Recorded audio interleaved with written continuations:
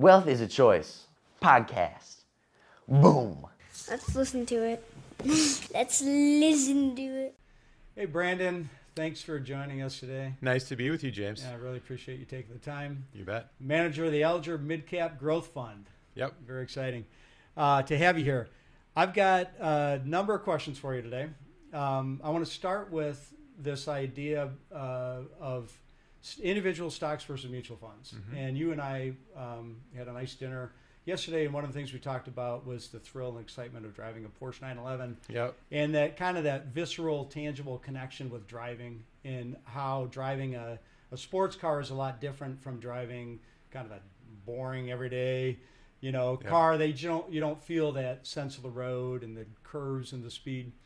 And with investing, sometimes I see people have an individual, tangible connection with stocks. Mm-hmm. And even though most of the wealth that we create over the course of our life is in mutual funds, inside the 401k or IRAs or outside brokerage accounts, not individual stocks for most people, they don't get that same kind of visceral, tangible connection as they do with an individual stock. But you're still buying stocks. Right. So can you explain like the makeup of the 401k? What's not the stocks that you buy, because that changes all the time. Yeah. We don't need to talk about different names that you own right now, but you're still buying stocks. Yeah. So how do people get that tangible connection with mutual funds? Yeah. And James, there's three ways principally, or four ways, I guess, investors get access to the markets: individual stocks, mutual funds, I guess ETFs and SMAs, separately managed accounts. But since we're talking about mutual funds basically are a pooled group of stocks inside of an investment vehicle. And so effectively what ends up happening is, we set up a mutual fund, people like yourself allocate to that mutual fund, and then an investment group like Alger will go out and actually buy individual companies and compose with that capital and actually compose a portfolio of stocks. And so, if you think about it, big picture, everyone knows about companies like Apple and Facebook, Meta, not Facebook.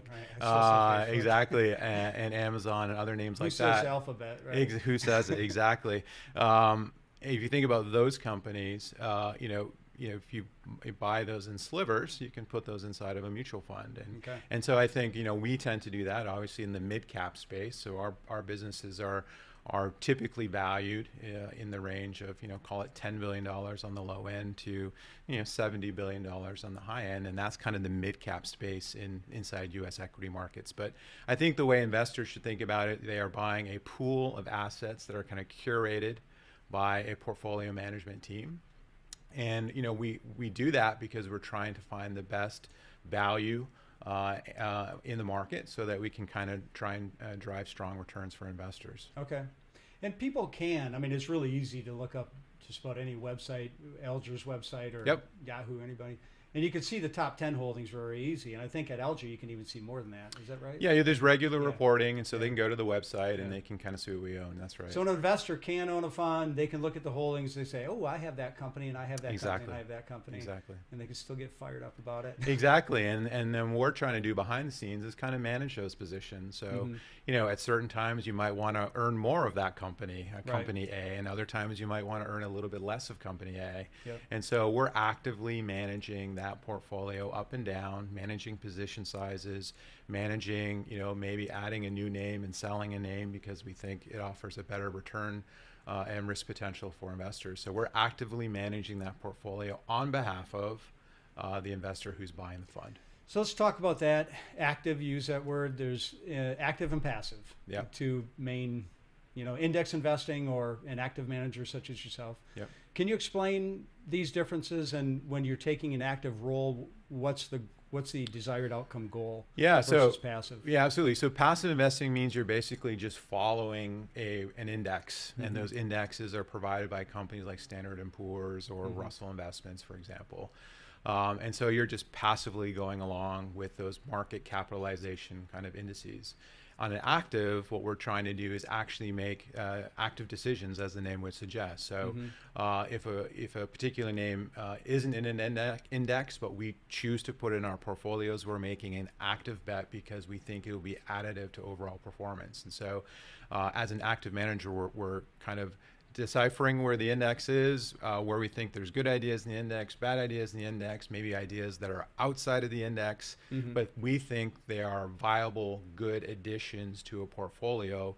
And as an active manager, we're constantly managing those positions. So, what ends up happening often, in a passive portfolio, I'll give you just an example.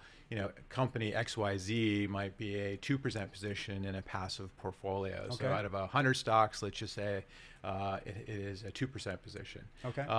As an active manager, we might say, hey, we really like that company a lot more and think it has an opportunity to really express itself because of the environment we're operating in. Okay. And that company, we don't want it to be 2%. We actually think it should be a 4 or 5% position. Okay. Similarly, if we really don't like the fundamentals of that company, we may choose to own it at all. Okay. Right? We may exclude it from the portfolio. And so as an active manager, we're kind of trying to make decisions where we think the best risk-adjusted returns exist for the investor, and put our money behind those ideas to try and drive some outperformance. Okay. I got into the business in the mid 90s. And one of the sayings when I was being trained that the senior advisor said a lot is a rising tide raises all ships. And that was a common idea that when an economy is going up or a market's going up, like all companies are benefiting, and when the tide's receding, all companies are going down. And we're in a different era than then. I'm not seeing that. Like in an index, to your point, there's a lot of companies that aren't doing very well, and there's some that are. And I don't know how long this era is going to last like this, but it does seem like it's a unique era that we're in these last few years and maybe the years ahead. Yeah. And I think that it tends to go in cycles, right? Okay. And so, I think, the AI era and everything that's related around that, the reindustrialization of the United States, the change in trade policy, they're all ushering in change. And when there's change, there's opportunities, I think, for an active manager to actually place the portfolio to take advantage of those. Okay. Whereas in a passive portfolio at times, you basically have to go along with the overall market. And if a piece of that market is really deteriorating, well, you just own it as well, right? Whereas in an active role, we can actually avoid that piece of the market. And so our job as an active manager is basically to find where we think the best return per unit of risk exists in the market, use the capital offered to us by our investors, and make those decisions. Okay. Yep. Your investing style and philosophy, I've seen that you've said a few things, such as early in my career, focus more on what I was seeing day to day. As become more seasoned investor, I've learned to take a longer term perspective.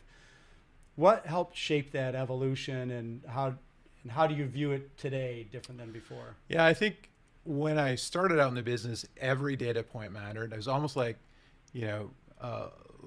not looking around the corner, but looking what was right in front of me. Okay. And, often, when you're data point investing or looking at what's in front of you, you tend to lose the forest through the trees, right? Okay. And so I think, what ended up happening is I found early in my career that you're always chasing the next idea, and you're kind of destroying capital along the way. And you're never really fully expressing a view to really drive those returns. And then as I matured, I'm approaching, I'll be 50 next year, so I've been a few years in the business. And I think every investor kind of goes through an evolution. You kind of realize like what really drives long-term performance, right? And it really is, it's finding companies and finding management teams that have discipline, have built-in processes to drive their business, fund new product development, have a really effective R&D engine. They're participating in a sector that maybe, gives them a unique market position.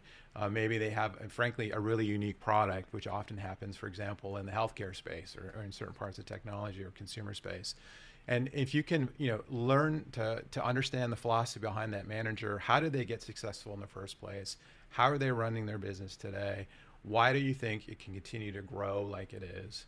And then, and you step back and you take some of those qualitative things and you kind of blend it with the quantitative things, and you say to yourself, oh wow, this company has really consistent revenue growth, and it grows 3 or 4 times GDP almost every year. Like there's something unique about this business. And then good. then you look at their margins, right? Right. And their margins, you're like, wow, these margins are really good. And usually when you have good gross margins and good operating margins, it's because you have a really good product and you can price for it, right? Okay. So then you look for, is the business having consistent margin profiles? Are they, where are they against their peer group? Are they top quartile margin profiles? Or is there a lot of variability in their margin profile? But if you find businesses that tend to have very consistent margin profiles, and then you look and like, wow, they're really capital efficient. They have high returns on invested capital, and they generate a lot of free cash flow. And why is free cash flow important? Well, it's because then I can reinvest in the next great idea, or Right. and then you go back and you look again to the returns. You're like, wow, these returns have been on a steady up pace for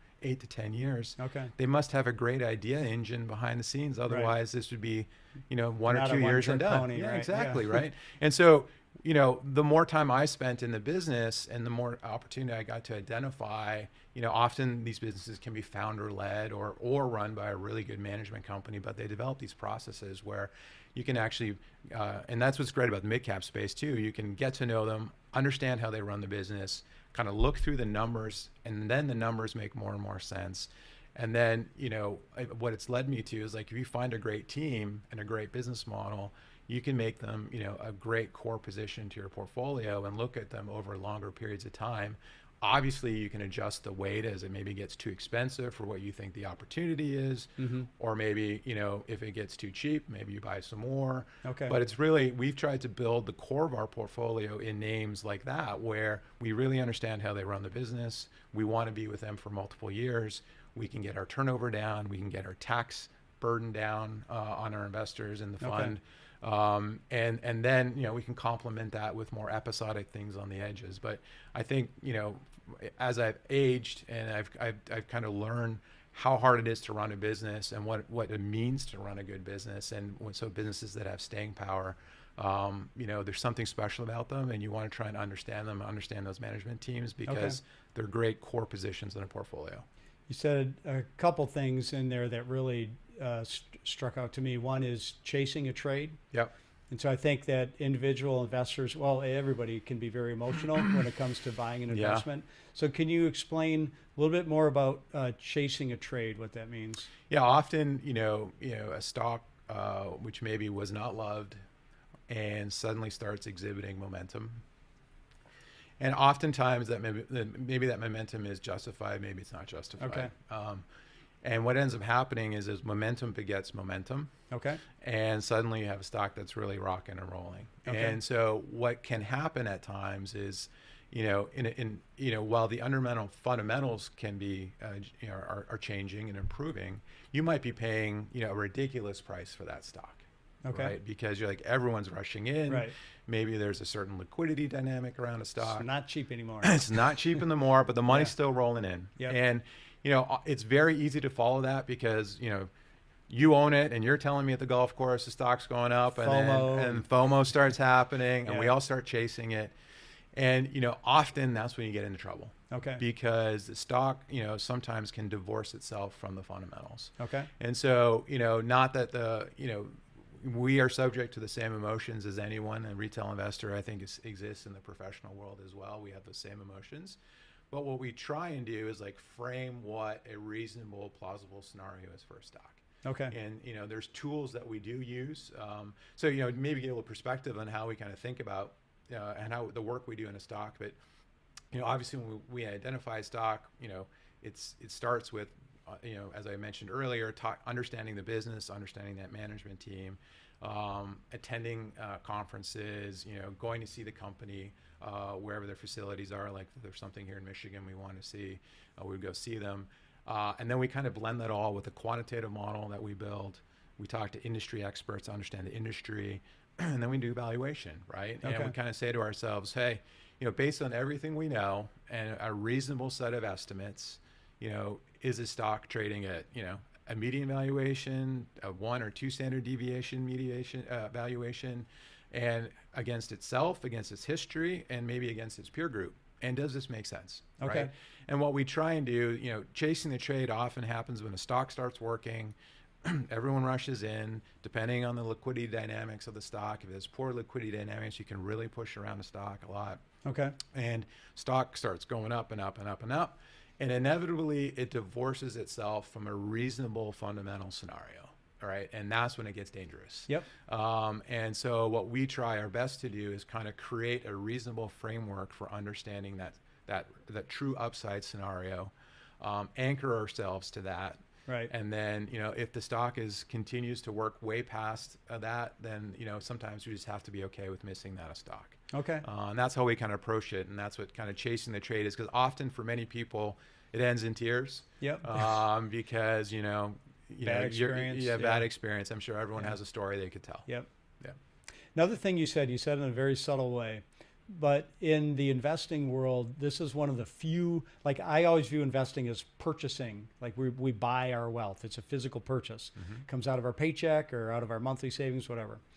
And this is the only product, if you will, investing, that people run away from a sale versus buy more of it. And every other thing we buy in life, groceries on sale, the TV's on sale, the car's on sale, we're like, oh, look at this deal I got, we celebrate it.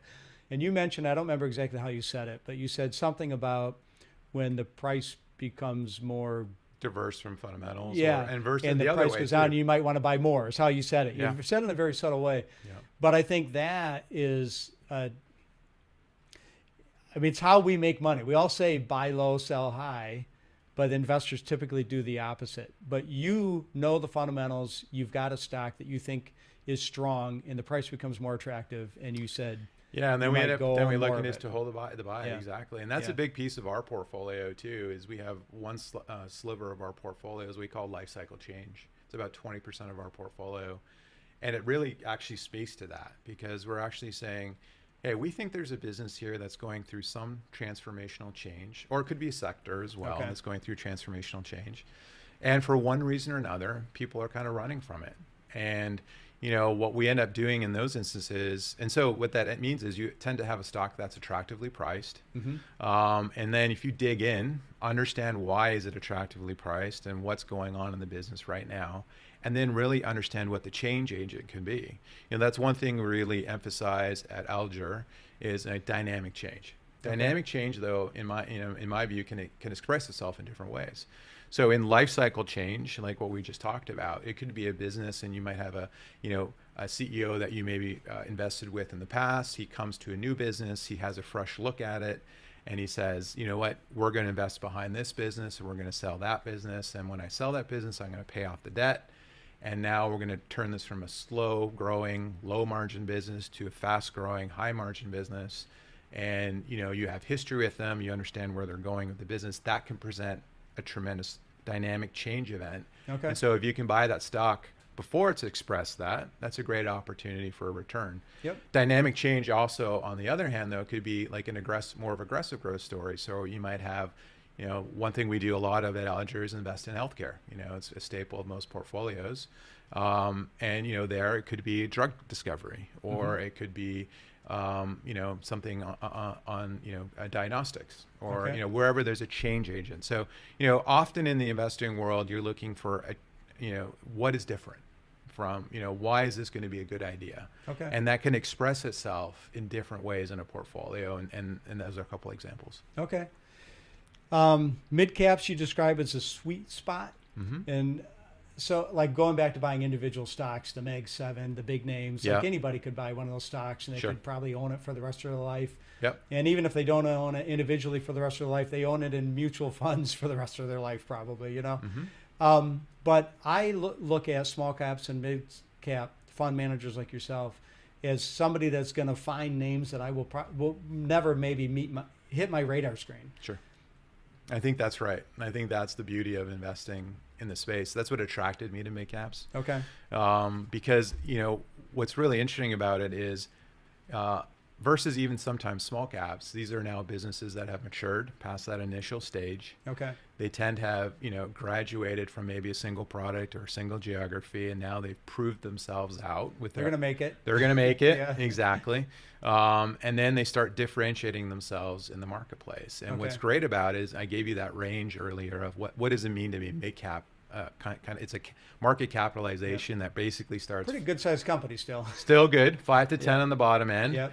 But you can ride those to 70 billion on the upper end, and Yep. so you can imagine if you can find a great business at a $15 billion market cap, and Yep. if it can compound at 15% And hold that all and the way. hold it for 5 to 7 years, that's a really capital efficient way to build wealth, right?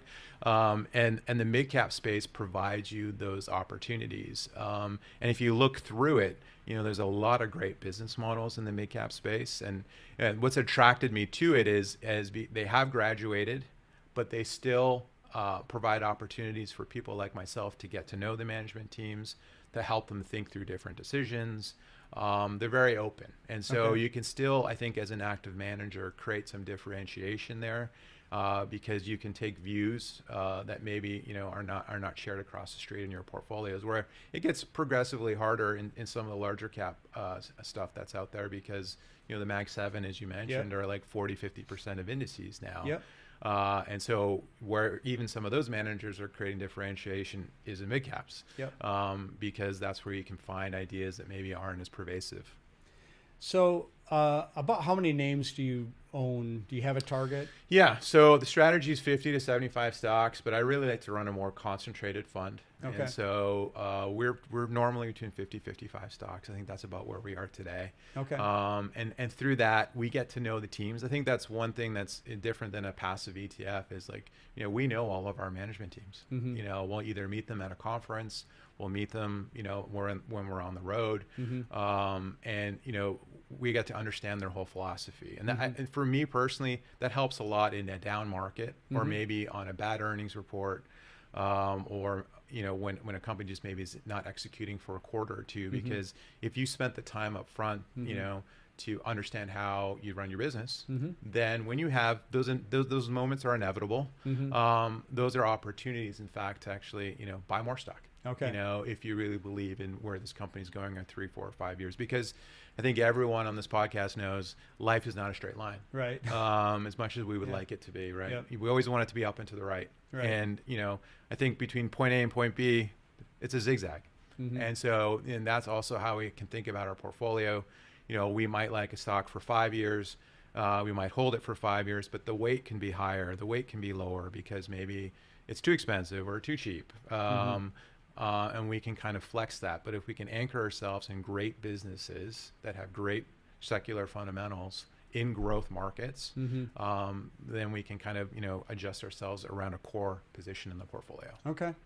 And you mentioned one component of this earlier. You've got a 3-bucket method, and you talked about the life cycle changers. Can you describe your 3-bucket method? Yeah. So this is, I tend to build portfolios in 3 major buckets. So the largest bucket is what I call quality compounding growth stocks. Okay. And these are businesses. So if we look through the stocks that we can buy on markets, we're basically trying to find businesses that have high and very recurring revenue streams, that have margin profiles that tend to be in the top half of their industry they're participating in, that are very efficient with their capital. So that would show up in things like free cash flow generation, and then also their debt level and their return on invested capital. And so Okay. we kind of look through the broad companies across the U.S. marketplace, and basically try to take that lens and say, okay, these companies fit those dynamics, these companies don't fit those dynamics. And then we take another step and actually go and meet a lot of these companies and try and understand where they are in their individual cycles, and what their opportunities for growth are. But if you look over time, that group of stocks that tend to be growth at a reasonable price, you've probably heard that mentioned. Yep. But these are companies that have high quality characteristics. They're high quality businesses. They're not going to go out of business, but they're also trading at prices that are somewhat reasonable. And then we kind of complement that with 2 other buckets. So I mentioned life cycle change earlier. We tend to do quite well there and be a little bit, allows us to be contrarian to where the market is. Okay. And then the other side of that is, what I'll call aggressive growth. Alger does a great job in our technology, in our healthcare and consumer and some of the business services on trying to think outside the box on some of those ideas. And those tend to be very dynamic businesses. They could be, like, for example, a typical business there could be a biotech business, for example, Okay. or it could be a business, most recently we are all talking about AI. It could be in the AI industry where they're really seeing like a real change in underlying unit growth for these industries. We actually, we'll have a slice of the portfolio dedicated to those kind of ideas as well. And so if you think about a pendulum, the market goes through its ups and downs, Right. As we all know as investors. Yep. And at different moments, different parts of that pendulum are providing more attractive opportunities. And so if you think about the pendulum on the one hand being aggressive growth, on the other hand being life cycle change, Okay. and in the middle being quality growth, Okay. we kind of work our portfolio up and down that spectrum Okay. where we see the best risk-adjusted returns for our investors, consistent with our other goals as well of trying to drive down turnover. So these things are tax efficient. So your investors, if they don't hold us in a qualified plan, if it's a non-qualified environment, they don't have to worry about or worry less about Right. tax burden, which is Right. important to me. Yep. And then similarity kind of allows us to follow the market and where it's kind of moving, and sometimes go against the market, because that's where you tend to generate some of your returns is taking somewhat contrarian views from time to time. Yeah. It's interesting, and I can see in investing, like, again, investors are very emotional and often do opposite of what they do in any other purchase in life. And when things go bad, when the market turns, there are a lot of people that might want to get out of that market. But internally, like, you're working with how, when this swings the other way, Yep. are we going to get magnification out of the outcome? And Exactly. it's very, yeah. We're dynamically saying, hey, let's just say we were going to have a tough 12 months in the market. Yep. We can dynamically kind of move the portfolio to where we think we're going to be best positioned relative to that environment. And then as we kind of, we're constantly looking through, macro data and credit card data and different types of data, when a change in that trajectory is on the horizon, then we ask that question the other way. Yep. Like, okay, so we think there could be a change coming next spring. How would we maybe want to change the portfolio and its composed? So when that change happens, the portfolio can express itself. But Okay. I think, your investors and the people that work with you and on this pod should know that, active managers are proactively trying to anticipate, where we're kind of moving, and then position the portfolio to kind of best take advantage of kind of wherever the market's going. And as you know, market goes up and down all the time. Right. So, Yeah. yeah. All right. Hey, I've got one more big question for you. Yep. The name of this podcast is, Wealth is a choice. Boom. and when it comes to, like, my industry and the job that I do, we think about wealth as money. To me, wealth is a lot of things. It's an abundance of health, an abundance of family, relationships, Yeah. community, and money. Can wear a lot of hats and a lot of experiences. But I like to ask people at the end of this interview, do you think wealth is a choice? Oh, 100%. Okay. I think I've been, that's kind of the tact I and my wife and I have taken since we've gotten this business, and I think we all have the opportunity to make those choices. Okay. And, whether that's saving with every paycheck, whether that's, giving back to your local community. I totally agree with the way you approach wealth. It's not just dollars and cents. It's also how you're conducting yourself in your community and with your family. And I think we all have that choice. And whether it's, a few dollars or many dollars, I think we all can make those decisions that put us in a better position moving forward. Okay. Yeah. Awesome.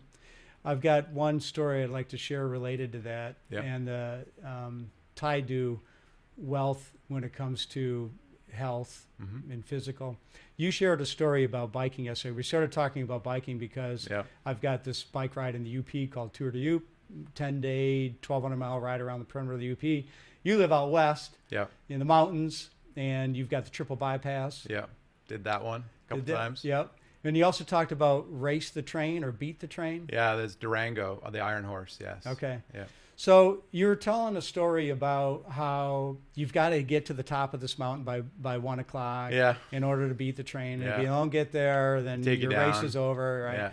And you're climbing up a hill and you got a pop tire. Yeah. And anybody that's biked before knows that you can fix it, but it takes a little bit of time. You got to take Yeah. your tire off, you got to take the wheel off, you got to take the tire off, you got to put a new tube in. Yep. You got to put the tire back on, which sometimes are really freaking hard. Yeah. You got to pump it up, put it back on your bike, and you start riding again. And so you got a pop tire. Yeah. You had a tube, thank goodness. Yeah. Then you got another pop tire. Yeah. And you didn't have another tube, Yeah. but thankfully somebody Let me one. yeah, tossed you one. And then when you're pumping up a tire on the fly, it's not like you got a regular hand Right. pump with a dial. We don't know exactly how much air we're putting into it. Too much air went into it. The darn Popped. thing popped again. I was feeling really anxious. Yeah. I was like, I got to beat this train. Yeah. Yeah. And so you had 3 pop tires. Yeah. You had to change them all out. And now you're running a deadline to try to beat that. Redlining all the way. Yeah. And you're climbing the hill. Yeah. And when you're doing that, I mean, I've climbed a number of hills. I've biked down in North Carolina and stuff. These mountains are not easy. Right. They're kind of like straight up. Yeah. Switchbacks, you're standing up. Everything is working. You're activating every single muscle in your body. You're sweating. Salt's coming out. Yeah. You're standing up. You're pushing. Yeah. Every emotion, every motivation that you have to try to get to the top of that hill. And you did. Yeah. And to me, like, you could have not. Yeah. It would have been very easy to say, no, I think I've had 3 setbacks and they're enough to not, Yeah. not pull this off. But you made the decision to not quit. You put in the effort. Yeah. And it's a very impressive story. And it goes back to, I think, wealth is a choice, and a lot of things are a choice. Sometimes we get dealt setbacks. Yeah. And sometimes we get a little help once in a while. Thank goodness for those people that threw you the tubes. Yeah. But only then have you took it. You took that help. You acted on it, and you put in the effort. And you got to the top of the hill. I did. Beat the train. Yeah, you're the kind of guy I'd like to do difficult things with. You're not a quitter, and I appreciate that, man. Oh, thanks. Yeah. Thanks, James. Thanks for taking the time today. Absolutely. It's been Yeah. a pleasure. Fantastic. Thanks, Okay. Brandon. You bet. Ta-da!